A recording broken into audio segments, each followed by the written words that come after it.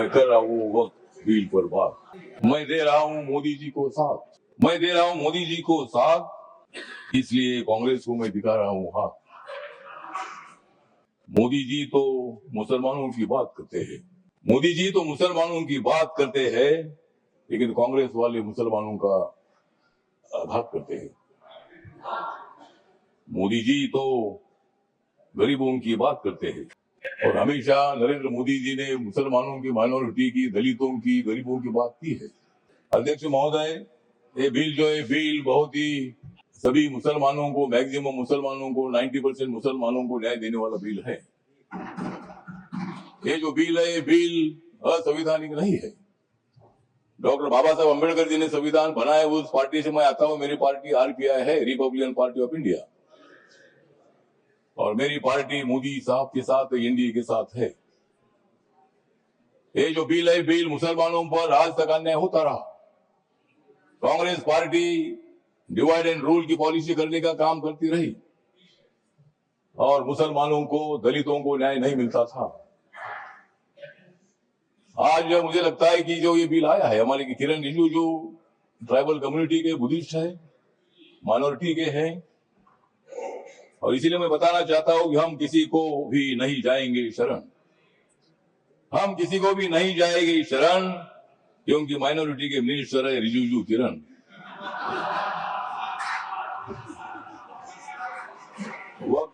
वक्त बिल का हम करते हैं स्मरण, वक्त बिल का हम करते हैं स्मरण, लेकिन अपोजिशन को हम करा देंगे हरण।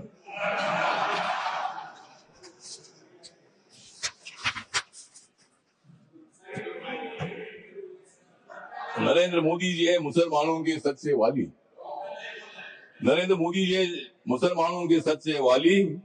खड़गे साहब बजाओ जोरदार ताली।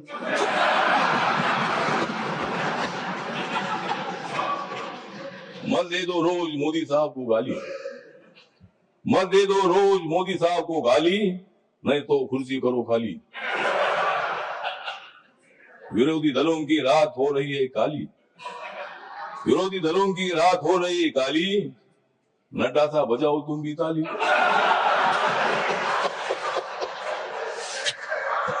तो ये जो बिल है, ये बिल बहुत ही परिवर्तनवादी बिल है।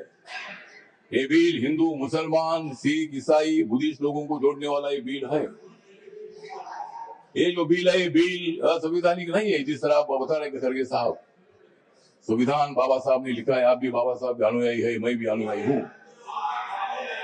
और आप जिस कांग्रेस पार्टी में, खड़गे साहब, जब कर्नाटक में आपको मुख्यमंत्री बनाने का मौका आया था तब उन्होंने नहीं बनाया आपको, और मुझे भी मंत्री बनाने का मौका आया था, आपने मंत्री नहीं बनाया, मैं इसलिए इधर आया। मैं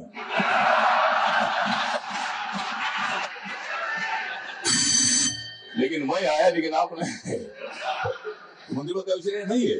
मतलब कांग्रेस पार्टी दलितों की बात तो करती है, बात करने का काम नहीं चलेगा। जिस तरह मोदी साहब निर्णय लेते हैं, मोदी साहब सत्ता में आने के बाद उन्होंने बहुत सारा परिवर्तन करने का काम किया है। आप लोग ये मुसलमान के विरोधी करके आपने लोकसभा में वोट लिया, मुसलमानों का वोट हमारे पास आ रहा है। ये बिल पास होने के बाद सारे मुसलमान हमारे साथ आएंगे, आपके साथ तो कोई नहीं रहेगी। हमारे साथ मुस्लिम समाज आएगा, हमारे साथ दलित समाज आएगा, हमारे साथ सिख समाज आएगा, हमारे साथ क्रिश्चियन समाज आएगा, ओबीसी समाज आएगा, ब्राह्मण समाज आएगा, सब समाज आएगा। हाँ, उनके पास कुछ नहीं रहेगा, मतलब उनके पास कुछ नहीं रहेगा तो ठीक है, बात कुछ ना कुछ उधर भी होना चाहिए। अपोजिशन की हमें आवश्यकता है, कुछ वोट उनको मिलना ही चाहिए, लेकिन मैक्सिमम वोट हमको मिलेगा। और ये बिल पास होने के बाद नरेंद्र मोदी जी चौथी बार देश के प्रधानमंत्री बनेंगे, और नरेंद्र मोदी जी बनेंगे, नरेंद्र मोदी जी बनेंगे तो मैं भी बनूंगा। तो इसी तरह मतलब कहने मतलब इतना ही, इस बिल का समर्थन करने के लिए मैं खड़ा हूँ। दम है, मेरी पार्टी छोटी पार्टी है, लेकिन मेरी पार्टी आगे बड़ी पार्टी हो जाएगी।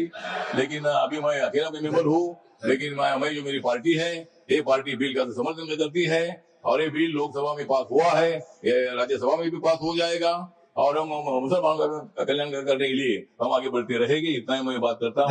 नमस्कार।